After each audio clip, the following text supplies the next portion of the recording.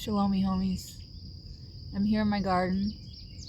I know this angle is very weird, but you'll find that's the case in a lot of my videos because I'm not too concerned with the setup and the lighting and the performative aspect of it all. I'm here to share a message and to spread love and light, and that does not require a fancy setup. So all that said, I'm here today to share a message to everyone, but specifically this message is geared toward Truth Lover 777, I think. I don't know your actual name, but you have left a few comments on a few of my videos expressing the desire for more information on specific things that have aided me on my journey of healing. And so I thought certainly we could speak privately if you'd like, through email or even by phone eventually, if that is something that feels comfortable for both of us. But everyone can benefit from this, possibly, or more people can benefit from this message that I'm about to relay to you. So I thought I would just make a video in general. So I'm going to share the things that have been most helpful for me for stimulating my parasympathetic nervous system, bringing my prefrontal cortex back online, stimulating neurogenesis, because these are the things that are most negatively impacted by trauma.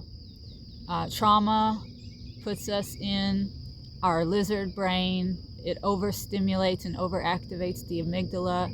It takes us out of the prefrontal cortex. So if your trauma starts happening very early on in life, in your childhood, your prefrontal cortex may be underdeveloped.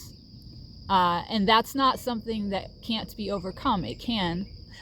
And I'm going to share with you how I have strengthened my prefrontal cortex, which is important for concentrating, being present, being able to problem solve, very important things that we need to be able to do to get through life, and really be in the moment and be able to take in this gift of life.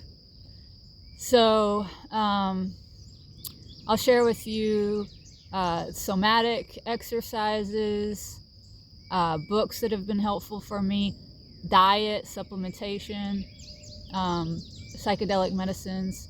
I have a list here. So I'm gonna read off the most helpful things that I have found for my healing. And also then after that, I'm going to share a story about how I came to find that indeed, yes, the body does keep the score. Not just understanding that intellectually, but experiencing it through a somatic release during a psychedelic experience, where I had a specific traumatic event emerge and purge and alchemize and move through me. So I witnessed the body letting go of the trauma that it had held on to for 30 years. So without further ado, things that will stimulate your parasympathetic nervous system, activate the prefrontal cortex, encourage neurogenesis, the creation of new brain cells, and rewire neural pathways, override old thought loops and programs that no longer serve you, so that you can create the life that you desire and no longer be a prisoner of your past. Okay, so psychotherapy. This is where I started. I started working on myself very early. before I was even 20. And my senior year of high school, I started going to therapy. And the trauma was still occurring as I was trying to overcome it, right? So I started my journey with psychotherapy, and as I've continued with that throughout my life, on and off as things come up for me. So EMDR, which is eye movement desensitization and reprocessing, dialectical behavior therapy, and Jungian shadow work. So I've studied a lot of Carl Jung's writings and also his Jungian archetypes. Somatic exercises, yoga, tai chi, any kind of exercise that strengthens your balance and proprioceptive abilities and senses, because that's going to get you in your intuitive mind, in your heart. It's going to help to expand your awareness. Standing on one foot blindfolded is something that I do. I juggle. Sometimes I joggle, which is jogging while juggling. Walking backwards, because that takes concentration. You have to be really dialed in or you're going to fall on your butt, right? I like to move in spirals. I move and I dance in spirals because all of life is spiralic. So it really puts you in touch, I think, with nature, with source.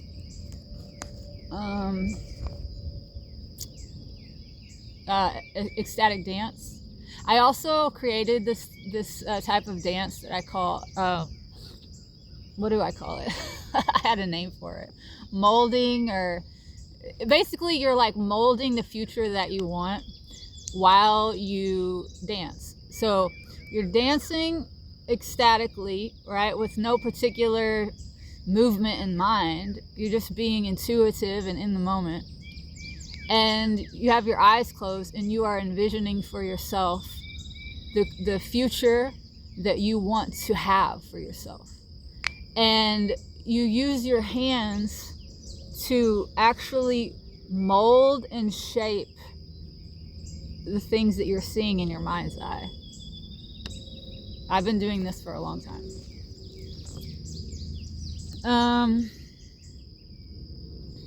Sauna and ice baths.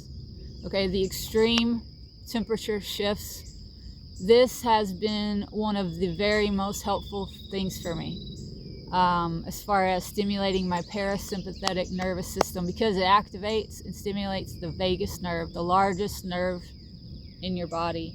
And our feel-good chemicals like serotonin are actually found in the gut. So you're getting a release of endorphins, serotonin, things like that when you stimulate your vagus nerves. And also the extreme temperature shifts is just like creating a relaxation in your entire body. Your muscles relax, inflammation goes down, blood flow is stimulated, which helps the brain because you're getting blood flow to all the parts of the brain, you know. Just overall extremely helpful and beneficial for every aspect of health, mental, spiritual, physical. So yeah, ice baths and saunas. I do around a 200-degree sauna, both hot and dry saunas. I also use red light therapy. And ice baths, I like it really cold. I prefer around 38 degrees. Because I feel like you can't be, no, I don't feel like, I know, you can't be anywhere but in that moment when you're in a 30-degree ice bath. So you're just dialed in and you will find God there. Breathing exercises I've also found very helpful to stimulate the parasympathetic nervous system. You could look into Wim Hof breathing. That goes hand in hand with the ice baths. They're a good complement to each other. Meditation. Transcendental meditation is something that I have practiced for since I was 27. I'm 40. How old am I? 43. So you can do the math there. That uses a mantra So you don't have to do specifically transcendental meditation, but just the use of a mantra while you are meditating to keep bringing your awareness and your mind back to that mantra, because your mind will drift. So that's just the tool. The mantra is a tool for coming back, bringing your awareness back. Another way to bring your awareness back when it drifts is through the use of what's called a drishti, which is a yoga term. It's a focal point. It's something that you are keeping your eyes on and just focusing on it. So with transcendental meditation, you go inward and you close your eyes. When you use a drishti, you keep your eyes open and you focus on a point ahead of you. Flames are cool to look at because they kind of flicker. Guided meditations are also helpful at times. I also like to do walking meditations. I have a lake that I walk around when I'm in Florida. It's my favorite lake. It's full of birds, all kinds of birds. So what I do is, as I'm walking, as a way to stay present and grounded, I look for feathers. And the best way that I have found to find feathers is to have a soft focus, right? To be expanded in my awareness, but also present because I have a goal. Which is, I think, the idea, like, this is how we want to move through life, with an expanded, soft awareness, which is what happens when you're calm and you're at peace. So you're practicing that state of mind of just being open. You could also look for a specific color on a walking meditation, right? If you're just dialed in, you're looking like straight ahead, you're not going to be as likely to see a feather or a certain color. You want to increase your chances of taking in what it is that you want to find. And the same is true about life in general. Just allowing, just being, just taking it all in, holding a goal in mind and not worrying about all the little specific details of how you're going to accomplish that goal, but just being present and aware of what is coming into your field that might lead you to that desired destination. That's very helpful for manifestation. But let's let ourselves be a vessel for manifesting the will of God on earth and not doing the work and bidding of our small self and our ego. That's what gets us in trouble. And that's why we hurt each other. And that's why we've been traumatized by other human beings, because they've been in survival mode in their ego, doing their own will and not that of God's. Okay. To digress. Diet and supplementation. I have been taking, God, my posture is really bad right now. This is not how you want to sit. Posture is very important too. Being aware of keeping your spine straight so that you can be an antenna for the light of God. Let it come through you, right? So I take a lot of, not pride, but I really try to be aware of holding myself high and straight and walking with dignity, right? And that also just helps your awareness and your health. It's a posture of confidence. Diet and supplementation, ferments. I eat a lot of live food. You are what you eat. If you want to be alive, eat things that are alive. Don't eat things out of a box on a shelf that are preserved. Ferments. I drink kombucha every single day. I love the fermented tea drink called Alive. It uses a number of different adaptogenic mushrooms, including lion's mane, reishi, and cordyceps, all which are excellent for brain health and just overall systemic health. I have kimchi every day because it's full of a diversity of different. It's going to help your microbiome, okay?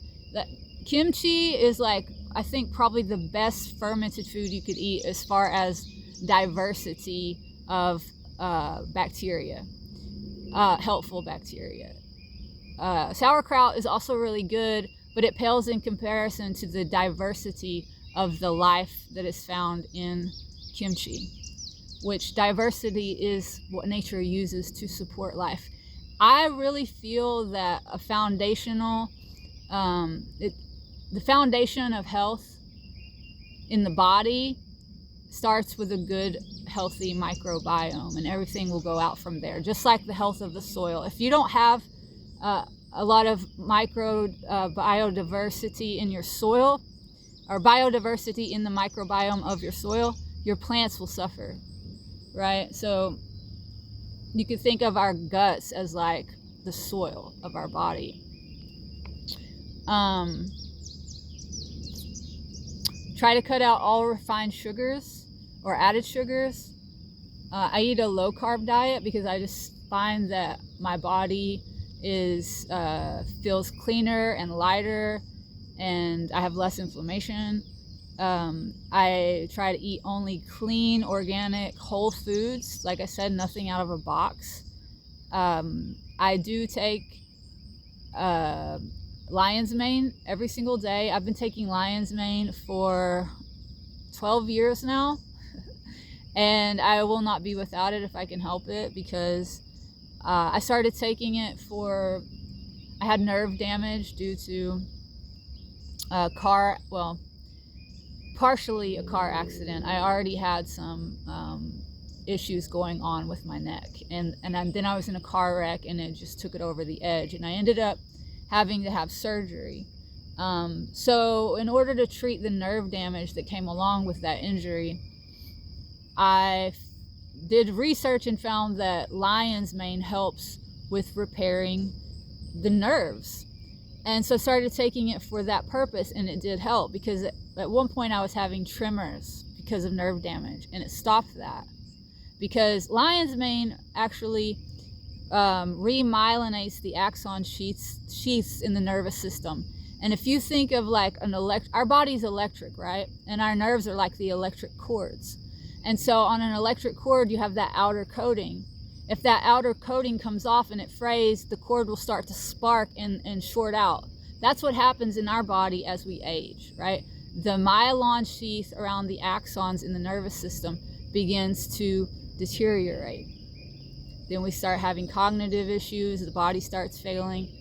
Lion's mane mushroom, I believe, is the only natural thing that's been found to reverse that process. So in addition to it healing my nerve issues through remyelinating my axon sheaths, I also found that I was able to speak with more fluency, and overall my cognition improved. I was like, wow, I'm getting smarter. And I do attribute that to lion's mane. And I only use Host Defense. That's a supplement company. They are located in Oregon. The company is run by Paul Stamets. He's the king of mushrooms. They only use organic, high-quality substrates for their mushrooms. If your mushrooms are growing on a toxic substrates, the mushrooms that you eat, even if they are quote-unquote a good mushroom, the mushroom's going to be toxic as well, because just like us, we are what we eat, the mushrooms are what they eat. If the mushrooms that we are eating have eaten something toxic, then we're going to be eating a toxic mushroom.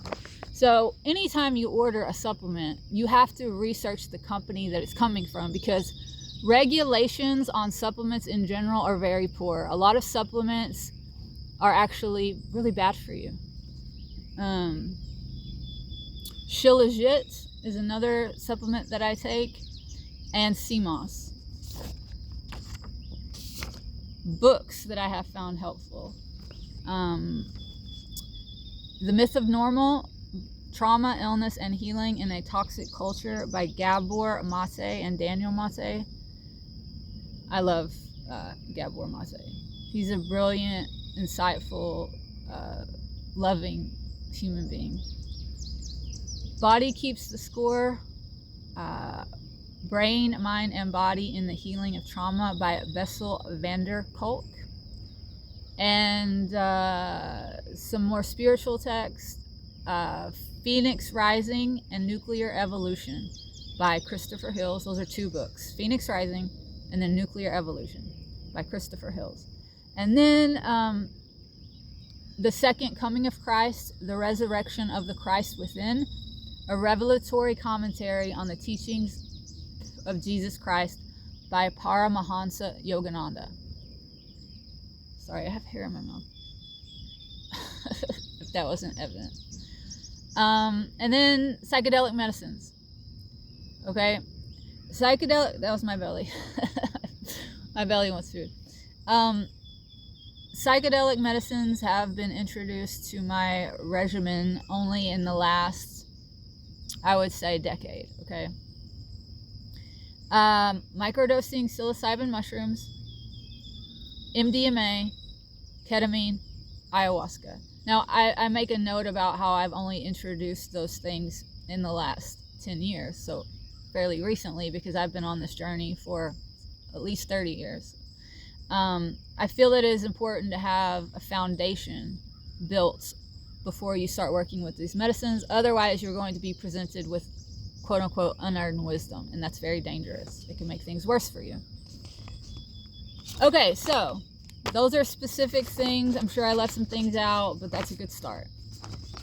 An example, a specific story of how I came to find that it is very true that the body keeps the score. I mean, we know this vaguely in that, yeah, like obviously I'm always in fight or flight, I'm always anxious, I'm depressed, like there's something going on in my body and I don't want it to be happening, and I know it's a result of trauma, right? But I went to Peru in 2019. I stayed with a shaman and his wife for 10 days. Now, I'll put the link in the description to the video where I talked more in depth about the entire experience there. But I did not go into detail about this specific thing that occurred while I was there in the previous video, just because it was a very long video. But in the video, I mentioned how at one point, deep into an ayahuasca experience, I began to hear the sound of coyote. And this was right after I had experienced I was experiencing the pain of the earth, if you can imagine. I became the earth, and I was experiencing emotionally, somatically, all of the pain that humankind had inflicted upon our Mother Earth. And also I was feeling the pain and the sorrow of all of the creatures due to how we have been acting irresponsibly, disrespectfully.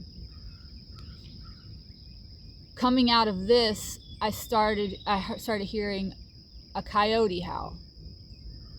And it was very mournful, very sad. And it went on and on and on. And I was thinking, where is this coyote? Like, what's going on with this coyote? And then I realized, I looked down and my body was heaving. My body was howling. And I was observing this. I was witnessing this happen. I was not consciously doing this, and I could not stop it. It just went on and on and on and on. Okay, so cut to, days after this ceremony, and I'm journaling, I'm working with the shaman, I'm speaking about my experience, I'm processing it. It all comes flooding back to me. A memory of when I was I couldn't have been older than 10 years old, probably, okay? My father, I need to sit up straight, so I'm going to do this. My father had decided that he was going to teach me how to drive a stick shift vehicle.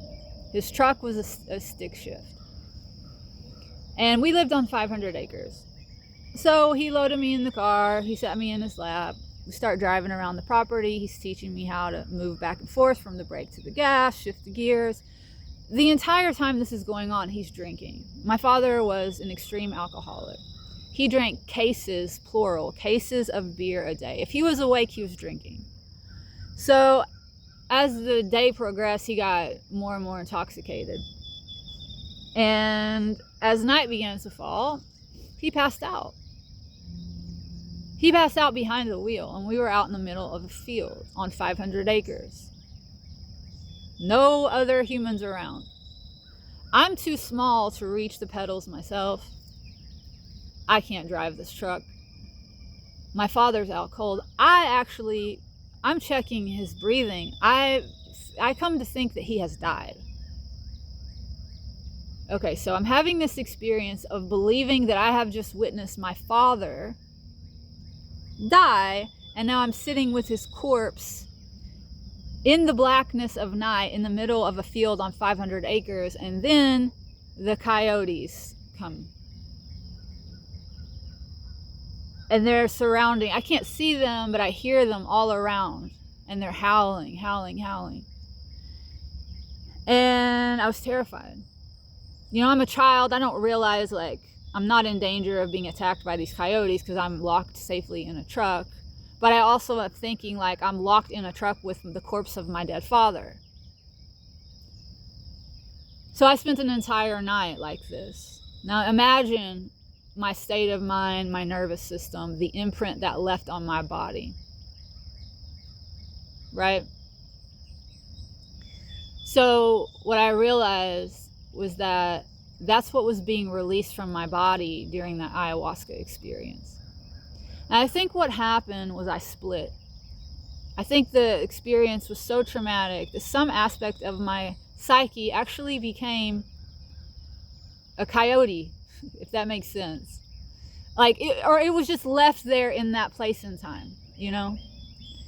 And the ayahuasca allowed me to retrieve that, bring it to the surface, alchemize it, and let it go.